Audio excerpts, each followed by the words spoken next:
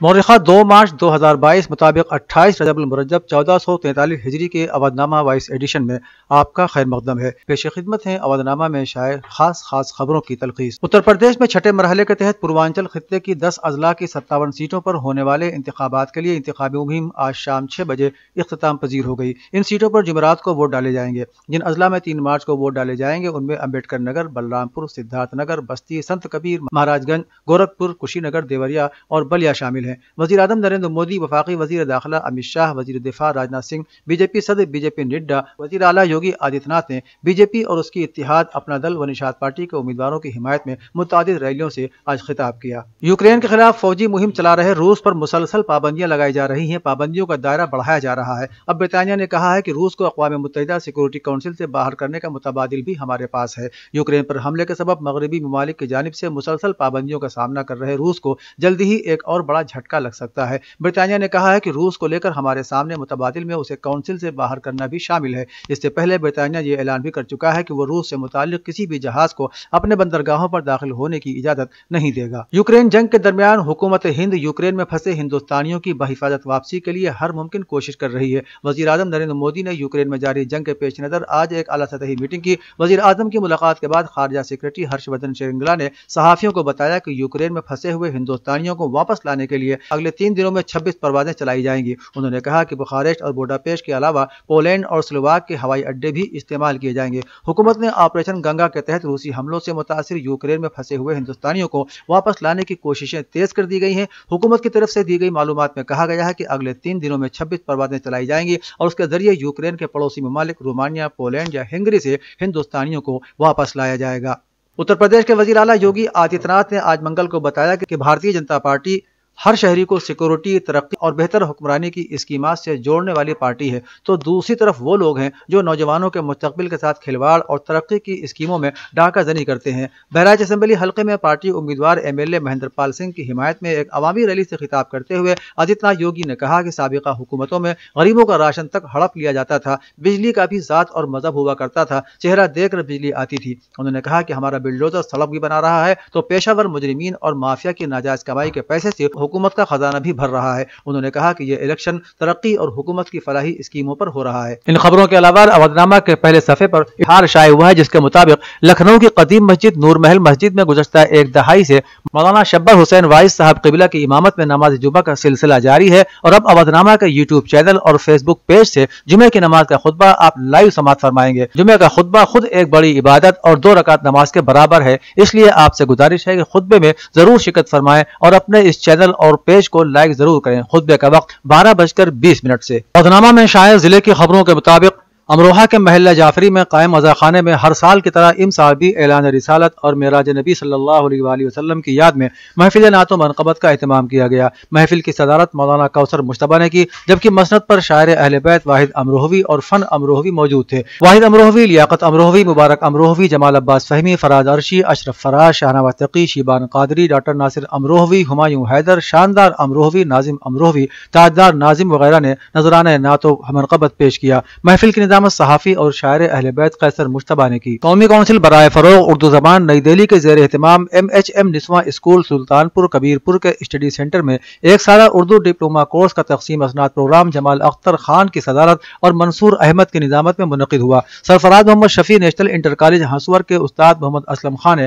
بطور مہمان خصوصی خطاب کرتے ہوئے کہا کہ اردو ہندوستان کی مشترکہ تہذیب کا نام ہے۔ کسی بھی زبان کی ترقی و ترویج کے لیے ضروری ہے کہ وہ کثرت سے بولی اور سمجھی جائے۔ انہوں نے کہا کہ زبانیں ہمارے درمیان دوریوں کو کم کرتی ہیں، ساتھ ہی ایک دوسرے کو سمجھنے کا وسیلہ بنتی ہیں۔ اس موقع پر 50 طلباء و طالبات کو 1 سالہ ڈپلومہ کورس سرٹیفکیٹ تقسیم کیے گئے۔ ضلع علی گڑھ پولیس نے کئی درجن بچوں کو بازیاب کر کے ان کے لواحقین کے حوالے کیا ہے۔ اطلاعات کے مطابق علی گڑھ اور آس پاس کے علاقوں میں گزشتہ کچھ ماہ سے معصوم بچوں کے اغوا کرنے کی تعداد میں مسلسل اضافہ ہو رہا تھا، جس کو مد نظر رکھتے ہوئے آپریشن خوشی کے تحت ان تمام لاپتہ اور اغوا کیے جانے والے بچوں اور لڑکیوں کو ڈھونڈنے کی مہم شروع کی گئی اور ضلع علی علی گڑھ پولیس نے ایک بڑی کامیابی حاصل کرتے ہوئے تقریباً 350 بچوں اور لڑکیوں کو بازیاب کر کے ان کے اہل خانہ کے حوالے کیا ہے اور ملزمین کو سلاخوں کے پیچھے بھیج دیا گیا ہے۔ ایشیا کی عظیم دینی دانشگاہ دارالعلوم وقف دیوبند میں شعبہ انگریزی میں داخلہ شروع کیے جانے کے اعلان کے بعد اب عالمی شہرت یافتہ دینی درسگاہ دارالعلوم دیوبند کی انتظامیہ نے بھی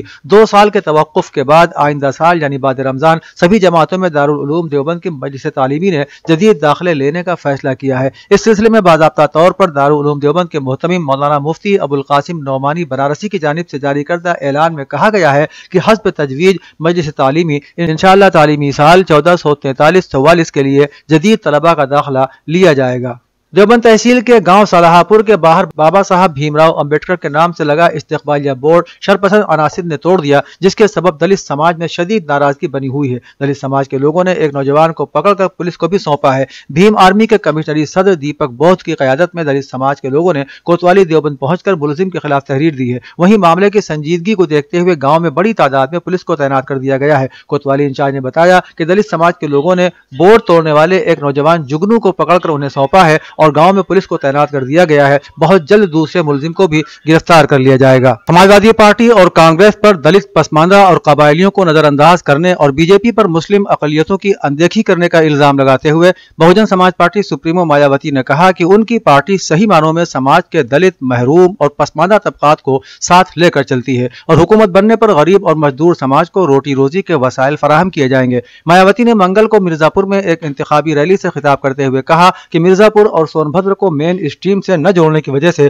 یہاں نکسلواد کو فروغ ملا، قبائلیوں کا بھی بڑے پیمانے پر استحصال کیا گیا اور مسلم سماج کے ساتھ بی جے پی حکومت نے زیادہ یہاں تفریق اور سوتیلا رویہ اپنایا۔ ضلع مین پوری کی کرہل اسمبلی حلقے میں اپنے بیٹے اور سماجوادی پارٹی سربراہ اکھلیش یادو کے لیے ووٹ کی اپیل کرنے والے پارٹی فاؤنڈر ملائم سنگھ یادو اب اپنے جگری دوست آنجہانی پارس ناتھ یادو کے بیٹے اور سابق ایم ایل اے لکی یادو کے لیے ووٹ مانگیں گے۔ ایس پی نگراں نے ابھی تک صرف کرہل سیٹ سے ہی عوامی ریلی سے خطاب کیا ہے اور اب پارس ناتھ یادو کے بیٹے کی انتخابی مہم میں شرکت کے لیے جون پور کے ملہنی اسمبلی حلقے میں 3 مارچ کو ایک ریلی سے خطاب کریں گے۔ قابل ذکر ہے کہ وزیر اعظم نریندر مودی بھی اسی دن یہاں اپنی ریلی کریں گے۔ کانگریس کی general secretary incharge Uttar Pradesh Priyanka Gandhi نے آج سدھارتھ نگر میں منعقدہ عوامی جلسے میں be J P, S P اور بی ایس پی کو سخت نشانہ بنایا۔ اٹاوا اور شہرت گنج میں عوامی جلسوں میں انہوں نے ذات اور مذہب کی سیاست کرنے والوں کو گھیرتے ہوئے کہا کہ ان پارٹیوں کا مقصد ترقی نہیں ہے۔ عوامی میٹنگوں کے بعد فرندہ مہاراج گنج اور بستی میں گھر گھر عوامی رابطہ کیا اور کانگریس امیدواروں کو کامیاب بنانے کی انہوں نے اپیل کی۔ پرینکا گاندھی نے کہا کہ جب انتخابات آتے ہیں تو یہ پارٹیاں ذات اور مذہب کی بات کرنے لگتی ہیں، لیکن علاقے میں کبھی کوئی کام نہیں ہوتا، نہ کوئی اسکول بناتا ہے اور نہ کوئی سڑکیں اور نہ کوئی صنعت قائم ہوتی ہے۔ گونڈہ صدر کے B J P M L A اور امیدوار پرتیک بھوشن سمیت 50 کے خلاف اتوار کو اسمبلی انتخابات میں ووٹنگ کے دن حملے کے سلسلے میں مقدمہ درج کیا گیا ہے۔ اس کے ساتھ ہی بی جے پی کی ضلع سیکریٹری رام تیرتھ ورما کی تحریر پر مقدمہ درج کیا گیا ہے، جس میں الزام لگایا گیا ہے کہ صدر سے ایس پی امیدوار سورج سنگھ سمیت 100 لوگوں کو مارا پیٹا گیا، لوٹ مار کی گئی۔ قابل ذکر ہے کہ نواب گنج کے بلی پور کے رہنے والے ہیمنت سنگھ نے الزام لگایا ہے کہ اتوار کی شام بی جے پی کے امیدوار پرتیک بھوشن، کرن بھوشن سنگھ، سنجیو سنگھ وغیرہ نے انہیں ان کی گاڑی سے باہر نکال کر ہاکی اور لاٹھیوں سے مارا اور اسی دوران کسی نے ان کی گھڑی بھی چھین لی اور بعد ازاں انہیں جان سے مارنے کی دھمکیاں بھی دی گئیں۔ اس معاملے میں پولیس نے صدر کے M L A, B J P امیدوار پرتیک بھوشن سنگھ، سنجیو سنگھ، راجو کمار سنگھ، امت اور 50 نامعلوم افراد کے خلاف مختلف دفعات کے تحت مقدمات درج کیے ہیں۔ خبرنامہ میں شائع عالمی خبروں کے مطابق روس کے حملے کے بعد سے یوکرین میں اب تک 136 یوکرینی شہری ہلاک ہو چکے ہیں، جن میں 13 بچے بھی شامل ہیں۔ اس حملے میں 400 شہری زخمی ہوئے ہیں۔ وہیں یوکرین اور روس کے درمیان بات چیت کا دوسرا دور 2 مارچ کو ہونے کا امکان ہے۔ ایک روزنامہ نے منگل کو یوکرین کے سفارتی ذرائع کے حوالے سے اطلاع دی ہے کہ دونوں ممالک کے درمیان بات چیت کا دوسرا دور 2 مارچ کو ہو سکتا ہے۔ اخبار نے اطلاع دی ہے کہ پیر کو مذاکرات کے پہلے دور کے دوران روسی وفد نے یوکرین سے کسی بھی بلاک میں شامل ہونے اور ریفرینڈم کرانے کا مطالبہ پیش کیا۔ ایک اور خبر کے مطابق میٹا یعنی فیس بک نے اب پورے یورپی یونین میں روسی ریاستی میڈیا آؤٹ لیٹ یعنی آر ٹی، جسے پہلے روس ٹوڈے بھی کہا جاتا تھا، اور اسپوتنک کو بلاک کر دیا ہے۔ آر ٹی اور اسپوتنک پیج اب یورپی یونین میں فیس بک اور انسٹاگرام پر دکھائی نہیں دیں گے۔ امریکی وزیر خارجہ انٹونی بلنکن نے سلامتی کونسل کے اجلاس میں اپنے خطاب کے دوران اقوام متحدہ کی انسانی حقوق کونسل سے روس کی رکنیت ختم کرنے کا مطالبہ کیا ہے۔ عالمی خبر رساں ادارے کے مطابق اقوام متحدہ کے سلامتی کونسل کے اجلاس سے ورچوئل خطاب میں امریکی وزیر خارجہ نے کہا کہ کوئی بھی معقول شخص یہ پوچھ سکتا ہے کہ کیا اقوام متحدہ کے رکن ملک کو کونسل کا ممبر رہنا چاہیے جو کسی دوسرے رکن رکن ملک پر نہ صرف قبضہ کرنے کی کوشش کرتا ہے بلکہ انسانی حقوق کی ہولناک خلاف ورزیاں کا مرتکب بھی ہوتا ہے۔ ہندوستان اور پاکستان نے منگل کے روز دونوں ممالک کے درمیان آبی تنازع کے سلسلے میں اسلام آباد میں 3 روزہ مذاکرات شروع کیے ہیں۔ ہندوستان سے اینڈس واٹر کمیشن کا 10 رکنی وفد پاکستانی حکام سے بات چیت کے لیے پیر کے روز لاہور پہنچا ہے۔ میٹنگ کے ایجنڈے کے مطابق جموں کشمیر میں چناب بیسن میں Pakal Dul 1000 megawatt, lower Kirthai 48 megawatt اور کیرو 624 میگا واٹ اور لداخ میں کچھ چھوٹے بجلی منصوبوں پر پاکستان کے اعتراضات پر بات چیت ہوگی۔ کورونا وبا کے بعد پہلی بار اس رمضان میں زیادہ سے زیادہ تعداد کو خانہ کعبہ اور مسجد النبوی میں عبادت کی اجازت دی جائے گی، جس کے لیے خصوصی تیاریاں کی جا رہی ہیں۔